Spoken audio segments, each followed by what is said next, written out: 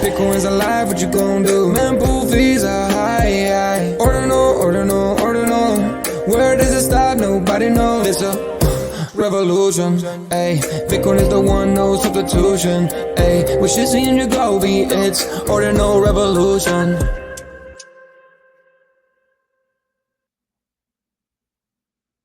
Welcome back to Ordinal Revolution. My name is Shizzy. On this channel, we cover the entire Bitcoin Ordinal ecosystem. What is up, guys? We have an amazing show for you guys today. We have another interview today with the one of the founders of Unicross. We have MrJ in the building. MrJ has been not only a builder, he's a community member. He has Uniskellies or Skelly Unis. A big fan of that collection. And MrJ's been around for a while, a part of the base community, a part of a lot of other communities as well.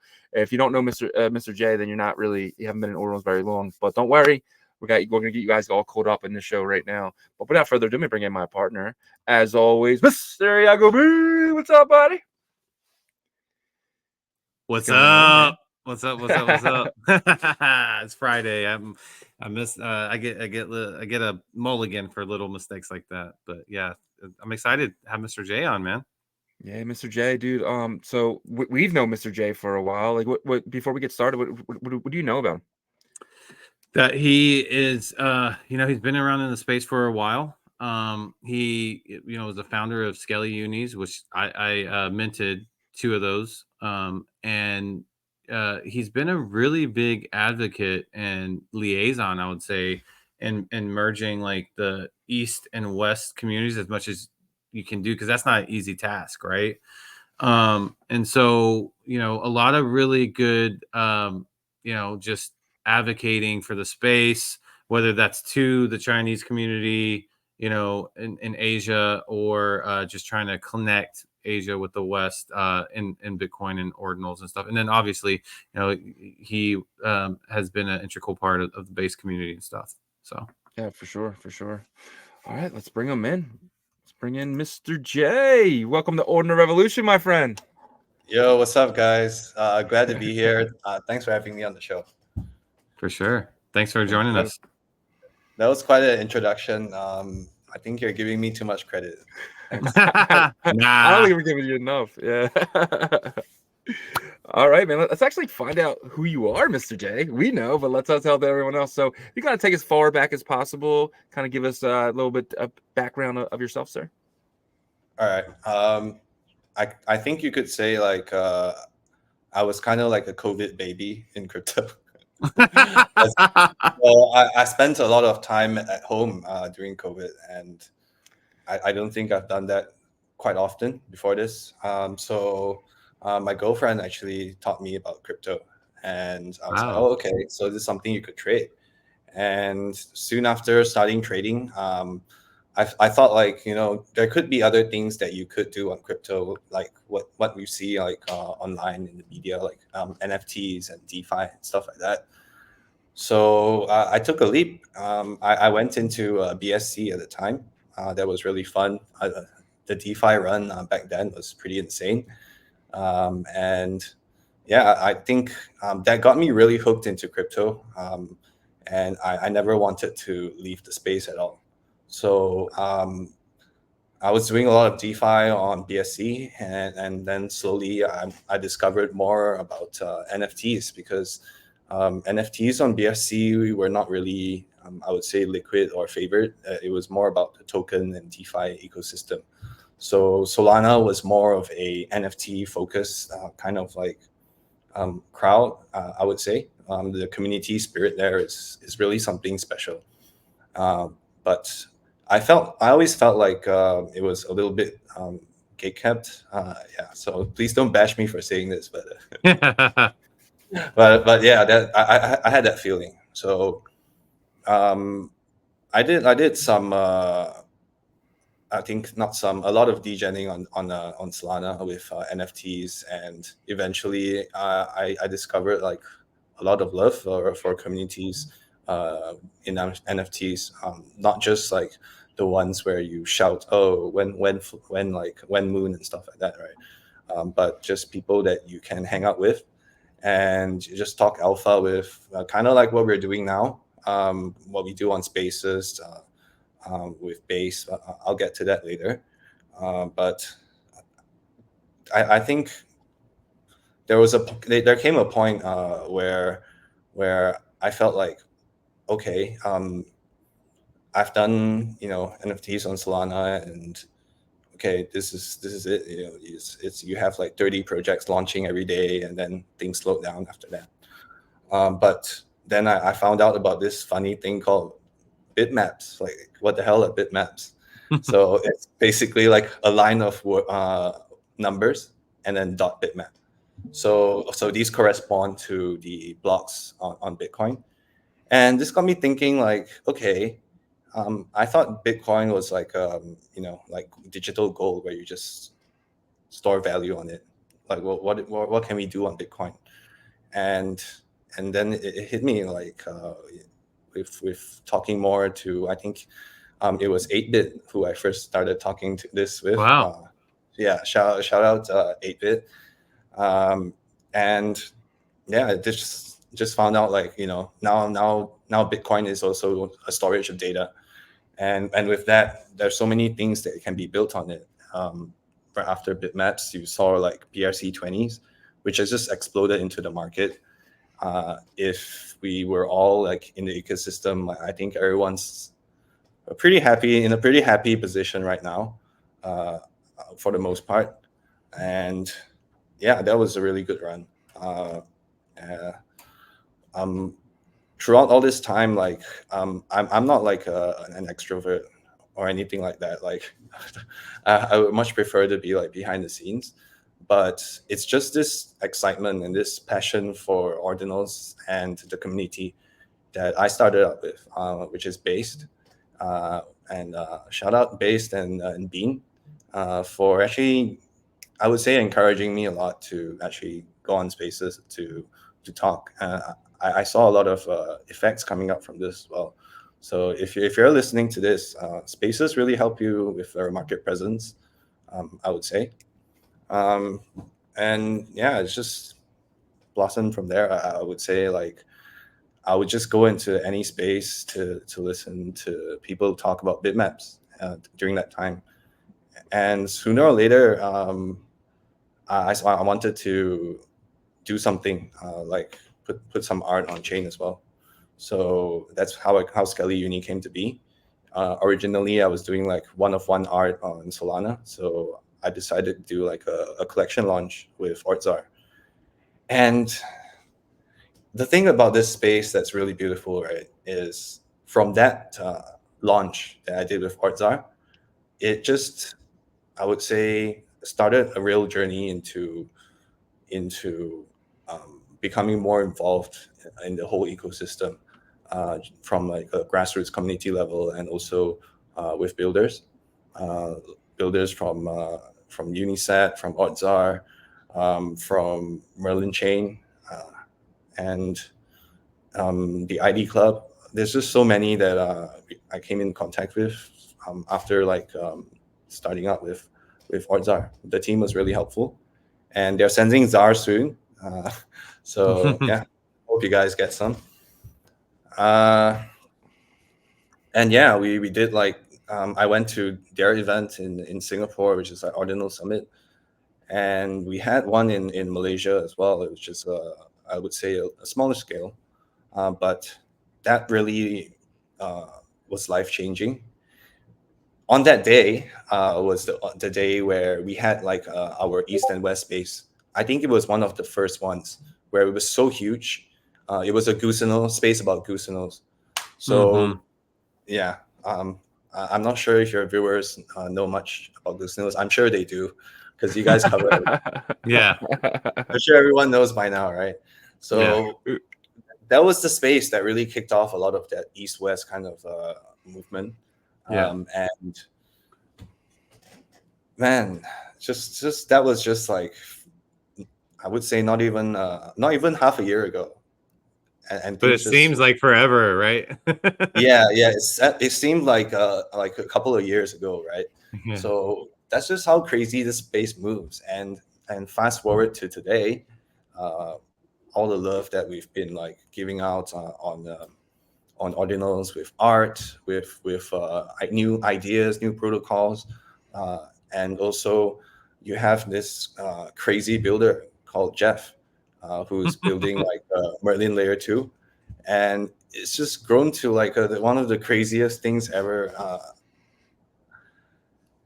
Yeah, I don't even like know how somebody can like build from like doing the recursive doodles and then to building like a bitmaps metaverse, and then transitioning to building a layer 2. So that's pretty fucking crazy. It was absolutely insane too. Like we had Jeff on the show when he was just recursiverse, and like after the show, he's like, "Hey, I'm building this thing called BRC-20." We're like, "Awesome!" And then we have him on for BRC-20 like a couple weeks later, and he's like, "Hey, I'm building this thing. It's like bitmap metaverse." We're like, "Awesome!" We have him on for that, and he's like, "Yo, I'm building this thing called Merlin." It's like, what is going on with you, bro? Like, you don't stop. Yeah, he's like a builder on steroids, man. Like, yeah, when he has his mindset on something, like he's gonna do it. That's what it seemed like, you know, when we interviewed him and stuff. But that's crazy, you know. Like you explained that your timeline in crypto in general and in the ordinal space very well just now, right? But one thing that kind of caught my attention was like I felt like you were networking. Actually, out of all the people that, and you're in Singapore or Malaysia, right? One of those two. And for someone that's in Asia, you networked very well with the Western side, like without like, you know, someone having to grab you or you grab somebody and say, hey, let's do a show or something. You integrated yourself into these spaces and stuff like that. But like, and then you got up to Skelly, Uniskelly, and then at that point you went to the events, right? In Malaysia and then Singapore. So after that event, was that like a game changer for you in terms of like your network? Did it like expand on steroids, or were you already kind of connected with, you know, Jeff and everybody else? I would say there was a lot of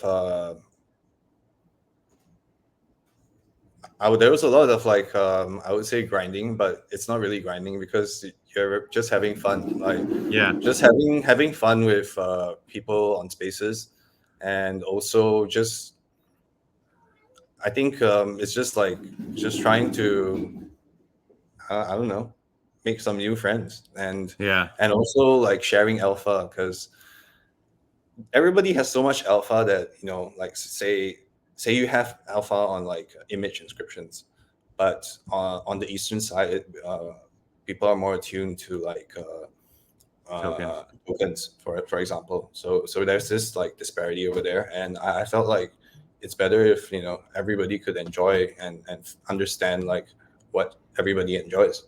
So that was kind of the what was in my mind when I did all this. Like it never occurred to me like, hey, I'm out to like network. Yeah, it just naturally happened with you. But do you recommend people going to events to expand their network? Is that something powerful? Yeah, I would say so. There is this really strong, I would say, effect that you can have in person compared to being virtual. Even through like I would say videos, it's always better to be in person. And through my experience of that, it's that personal touch where you get that ideas that spark, or you get that connection that you probably wouldn't have communicating in different forms. I love that. I love that because like we rely so much on technology, but you can actually see it firsthand in our industry. When you go to these events, it's almost like there's another layer of trust that forms if the, you know, that you know, back and forth goes well during the event. So yeah awesome very much. Yeah, man. All right, so kind of get into, so you know, you get Skelly Uni, you're part of the community, and now all of a sudden you're building this amazing project called Unicross, which is much needed project. Could you explain what Unicross is, how it came to be, and like who are the founders and co-founders? Okay, so just before we talk about like Unicross, like the whole concept behind Unicross was actually like we really want assets to. I mean, I think a lot of ordinal maxis, or I would say ordinal enjoyers, would want assets to be on layer 1. And the reason for this is being like layer 1 is secure. We've seen how Bitcoin has survived so many years without any security issues. And this is just a testament to how this is very secure, as a data layer, like we discussed before. So keeping this data layer secure has its drawbacks. So we get like slow transactions. Mempool's fees could spike at any moment if there's something big going on, and it could be like a sustained spike as well. So a lot of these things, like a block takes like 15 minutes. These are pros, and these are sometimes cons as well. So when you're going for like a high volume environment, like you want to do a lot of transactions for DeFi, you can't do an AMM with like 10-15 minutes a block. And also, there's just so many things that could be optimized without damaging that security of layer 1. So yeah, assets on layer 1 and utilities on layer 2. So thinking of these two concepts together, Unicross is an inscription platform designed for the minting, trading, and launch of layer 1 assets on Bitcoin layer 2s. So people can mint a variety of multi-protocol assets like BRC-20s, BRC-420s, runes, and many more that we'll be supporting in the future as well. And then you get added flexibility of using multiple blockchain assets for payment. So including the tokens that I mentioned, and also Ethereum and a lot of tokens that we'll be supporting in the future as well. So yeah, that's Unicross. And so I would say one of the key advantages that we provide to users is that for now, you can pay with different currencies. So that gives utility to every BRC-20 out there on chain instantly. So now you can use, say, RATs to pay for your sats inscription, right? So the caveat here is being you need an LP, and LPs can be created easily on Merlin Swap. That's the swap. I think the leading swap platform right now on Merlin chain.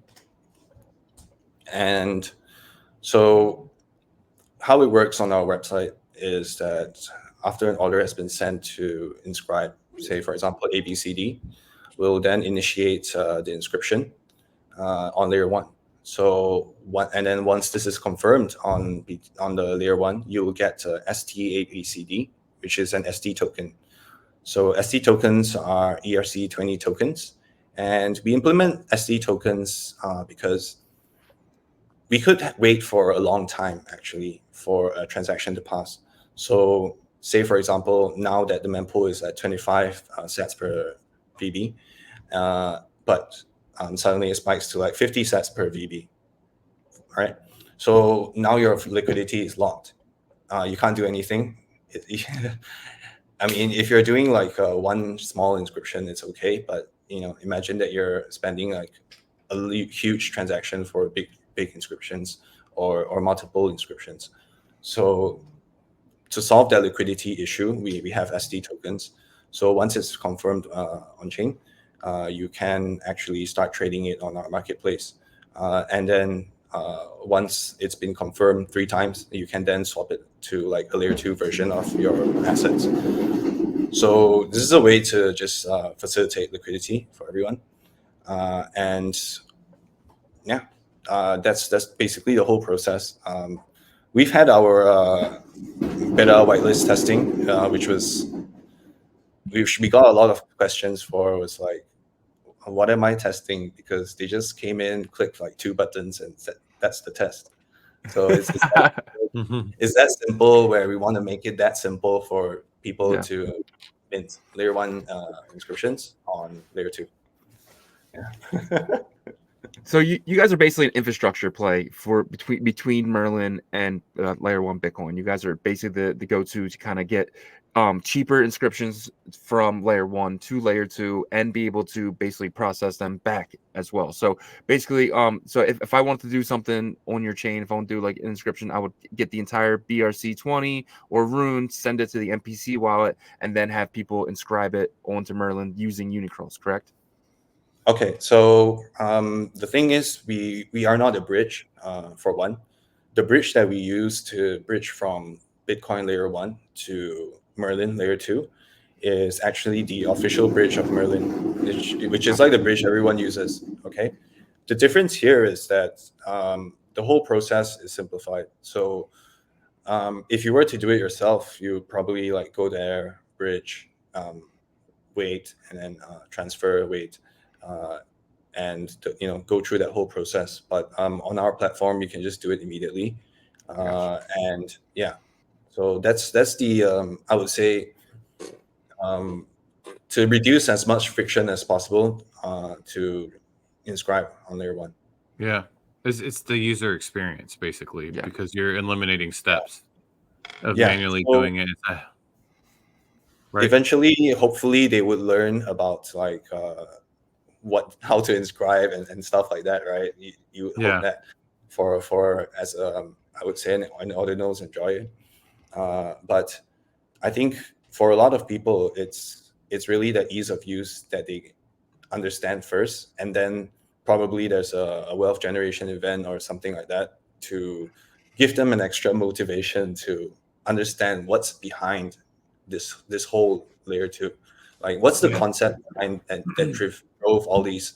What's this fair launch and how all these things happen and why it happened, right?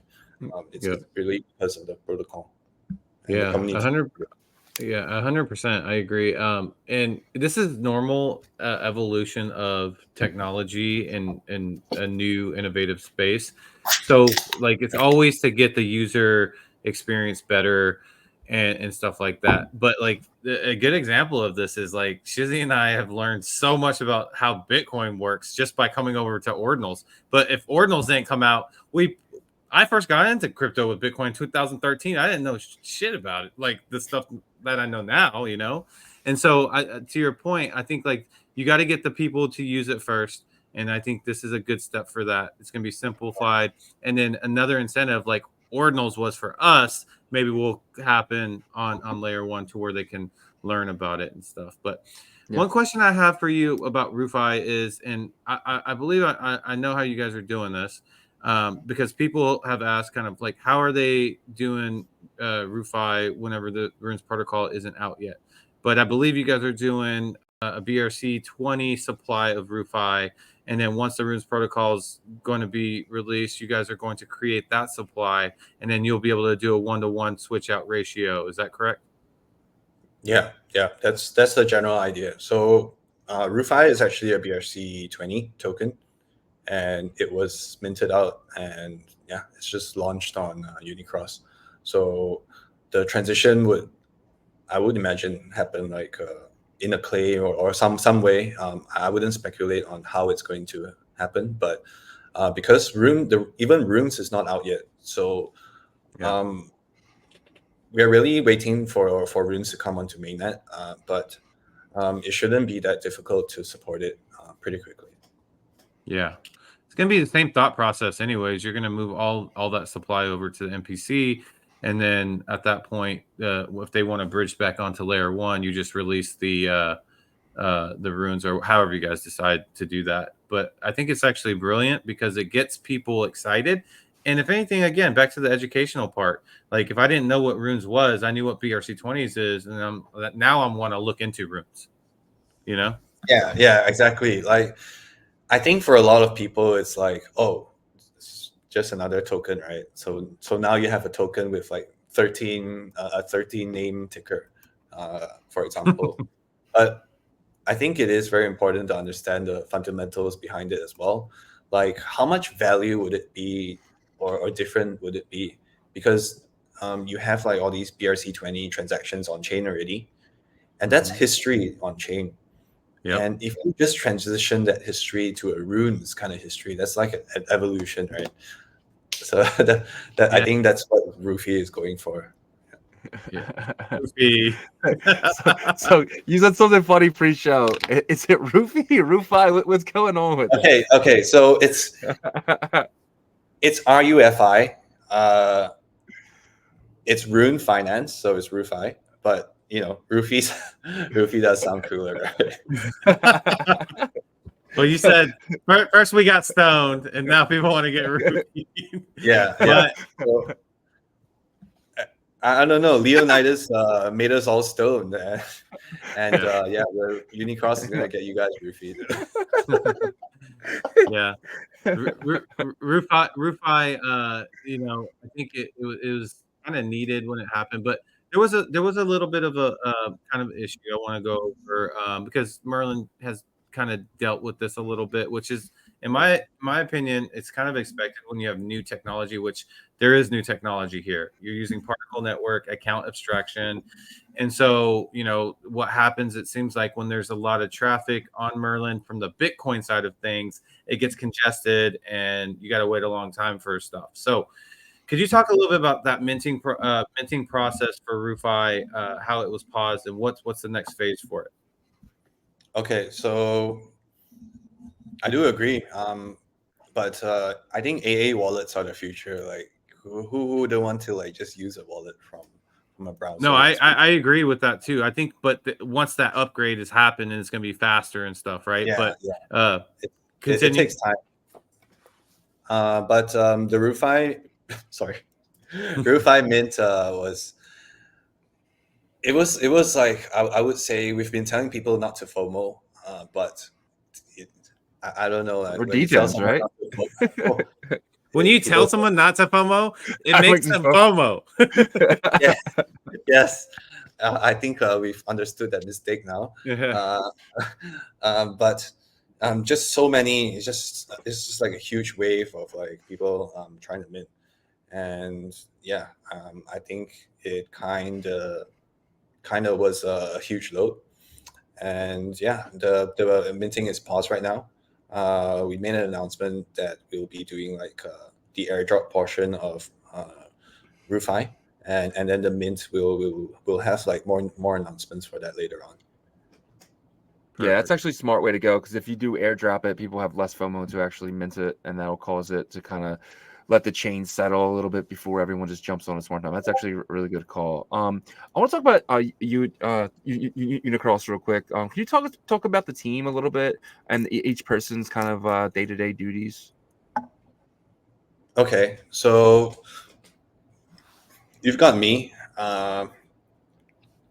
What I do a lot of is just being a loudmouth, talking to people, and really talking about the project and understanding the blockchain. I think Yagobi, you were talking about how there's this connect between East and West.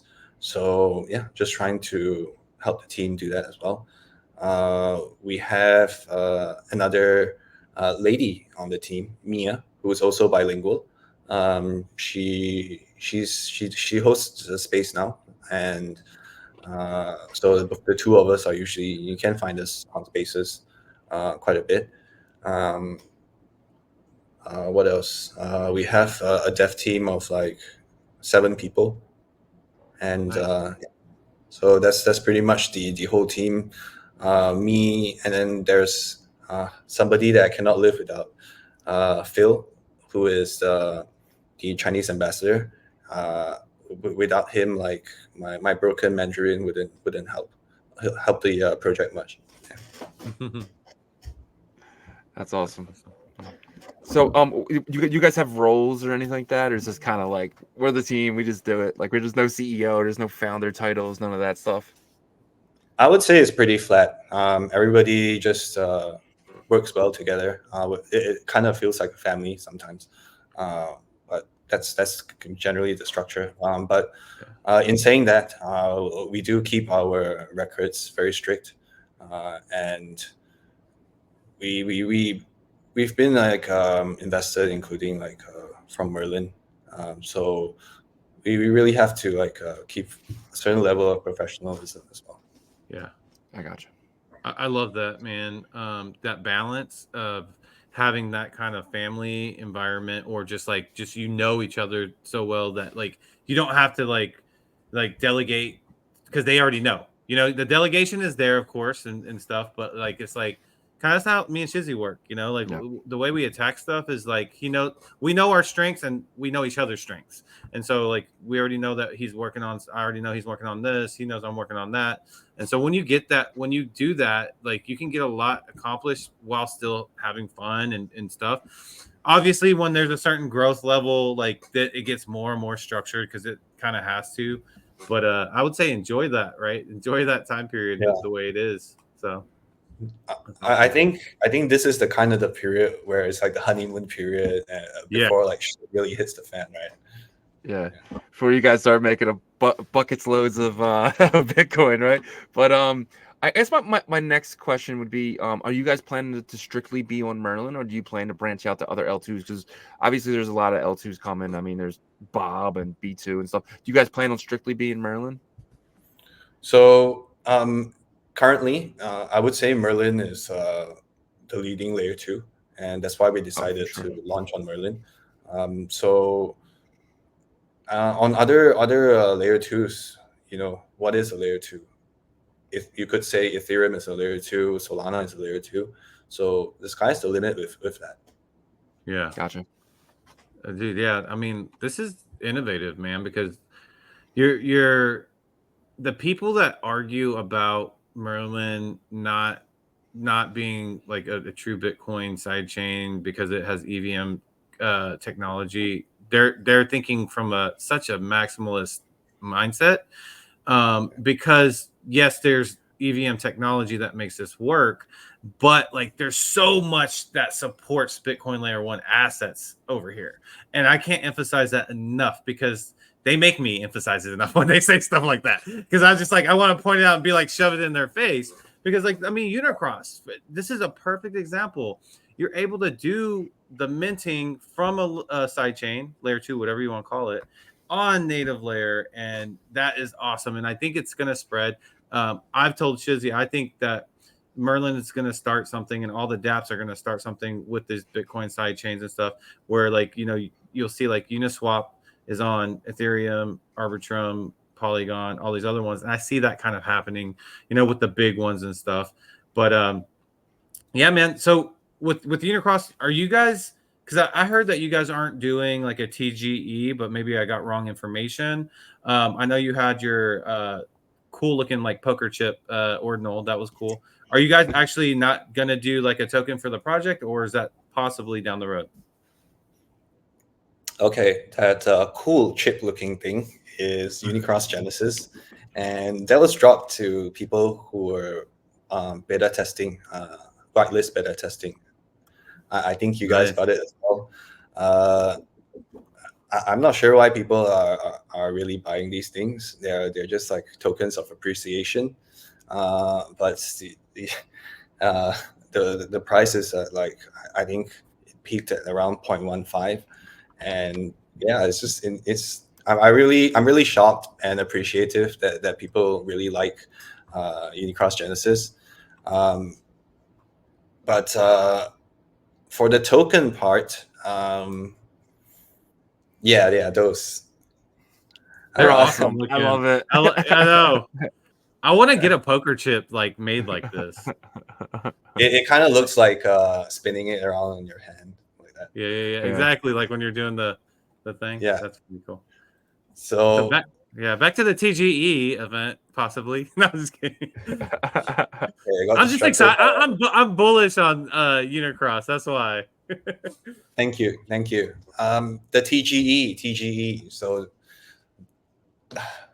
everyone's gonna kill me for saying this. So no, I can't say it yet. Okay. But stay tuned. Stay tuned for the announcements. Stay tuned. So you're not saying no? No, nothing. Sorry, MrJ. Sorry. I love it with the spread alpha here, guys. I'm very excited for you guys. I'm very bullish on basically minting layer 1 assets on Merlin. I think that is something that you guys if this works, I think it's going to be monsters, absolutely huge for you guys. So kind of move along a little bit, kind of get into ordinals and stuff like that. Like, why build on ordinals and not on EVM and stuff like that?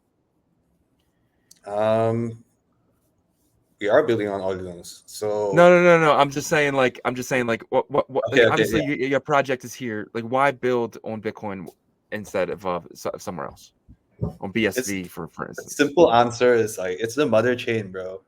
And when you think about crypto, you think about Bitcoin, you think about Bitcoin's the digital gold, and now this digital gold suddenly you can inscribe on it. So I find that really exciting that you can do something like that, and you have sats were used to buy pizza and they're in circulation now, and for some reason it's an exotic sat now, but that's the community's consensus, and I think this is really beautiful in a way that we have a community it's spreading, for one, and it is like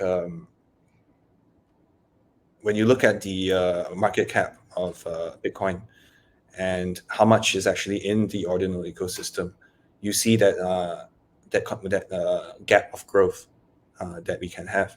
So with the strength of the community and with this gap, I think we really can bridge it very well. But we're going to need a lot of, I would say, a lot of more people in the ordinal ecosystem. And one of the ways is to make things easier, create less friction. So that's with sort of like EVM compatible layer 2s, like Merlin, where we can actually see this kind of environment where people are more used to and come in to experience and eventually find out more about ordinals. Great answer. I got a question about Merlin, going back to Merlin. So, everybody's talking about Merlin. It's like, well, we were really talking a lot about it in February, and then, most of this month. And then it's been kind of like this, I think people are kind of impatient. They're like wanting that activity to burst up, right? But it seems to me like what's starting to happen is there's like these releases of phases and like these infrastructure dApps like Unicross. You guys just launched, Rufi, and then you have Mineral, and then you have some other ones that are Bitsards coming up, to launch. So what would you tell one of these impatient people, like, okay, it's coming, or like what's going on with the progress? When do you feel like the activity for Merlin will be like, really high? Good question. If you're talking about activity, even with our whitelist testing, that's activity as well. So you're actually seeing a lot of like dApps launching on Merlin, and some are on testnet, some just launched directly on mainnet. And when they launch, like before they launch, for example, they have like testing phases just like us, and that's not really an activity that's like probably takes you like 5-10 minutes to do, but I'm not gonna say you're gonna be rewarded, but you know how things go with Web3. So I think developers are always very appreciative of people who interact with the platform. I know I'm appreciative for everyone who tested and didn't I would say miss out on the opportunity to test and report like bugs and stuff like that, because you really need like this two-way communication, and that's also why like community is very important, to have that two-way communication. And I guess my question, I might have misworded it a little bit, but that was great feedback on the testing activity. I'm talking about more like you talked about your experience at whenever you were on BNB, and it was kind of crazy explosion experience at that time because it was DeFi summer. When do you think that kind of activity, like mainnet activity, will start to see on Merlin? Okay, I get what you mean now. I think it would be when there's an actual ecosystem on mainnet. I don't think it's at this point right now where you have like to put it in really layman terms, you have your bank, you have your school, you have your grocery store, you have your apartments, stuff like that. Yeah. It's really not fully built out yet, but we're seeing a lot of that's getting launched. Merlin Swap is already live. Unicross obviously is already live. What else? Influpia. Yep. Yeah. Starter. Sage. Yeah. Sage Finance, I think, is coming up. Element. So you're starting to see these things start building, already built on Merlin. So with how these things progress is now you have an ecosystem where, hey, after I've inscribed on Unicross, I can go and create an LP on Merlin Swap. And then with Merlin Swap, I can do this, I can do that, right? So I think that is going to be that spark when you can have a lot of these things to keep playing with. Gotcha. Amazing. Makes sense. Amazing. Yep. All right. I think you got everything, right? You got any last questions? No, I mean, I think we covered pretty much everything, man. Yeah, You did a good job. All right. So, MrJ, this is part of the show. We kind of give you the stage, buddy. Talk to our community. This is the time where you can say anything. We've been having such a great interview that I've actually forgotten how to do a monologue. Well, it's kind of like thanking the people that got you here, and like where some of these community members can find you in Unicross. Okay, maybe I'll just shout out some people who could help you in your journey in Ordinals. Yeah, if I can do that. Yeah. Yep. Yeah. So first of all, shout out to Shizzy and Yagobi. I really enjoy the show, and yeah, they have an OG pass as well. So I think that's going to be a lot of alpha for you guys out there.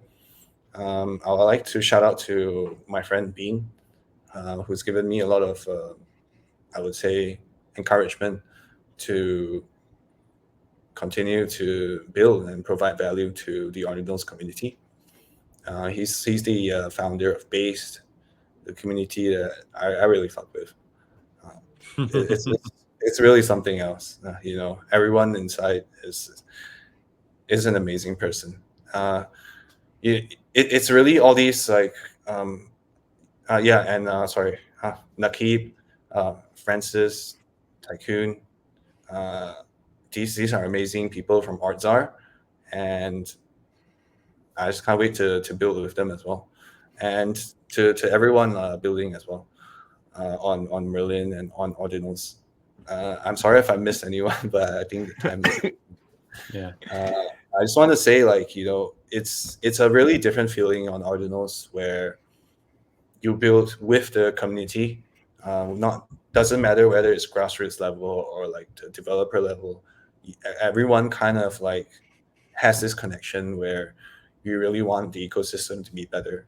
And I think that's why this system has propelled so quickly. It's really the strength of the whole entire Ordinals community coming together. 100%. Awesome. Yeah, man. Well, MrJ, it's been absolutely amazing.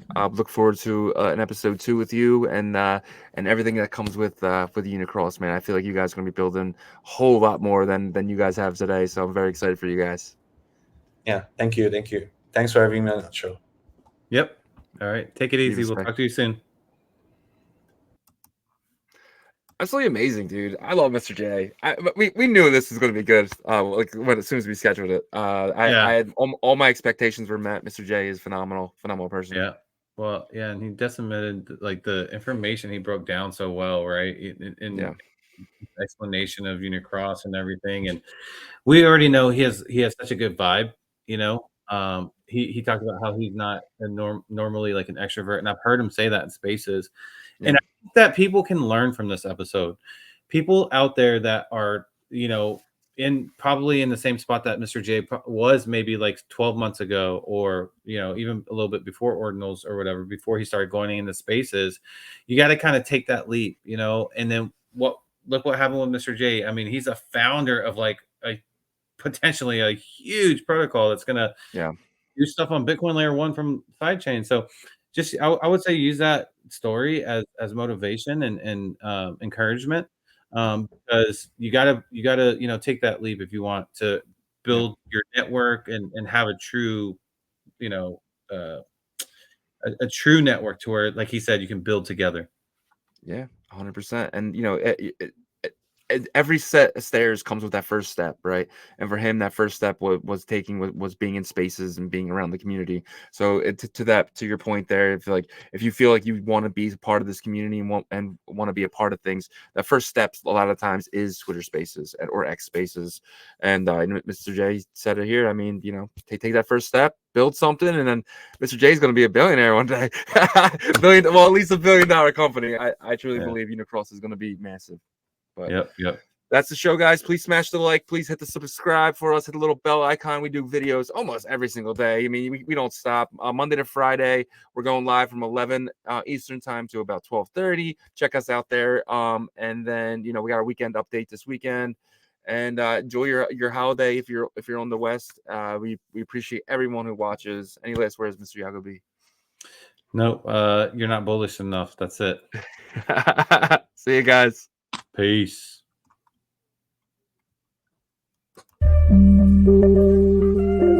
Ordinal Revolution. Let's go.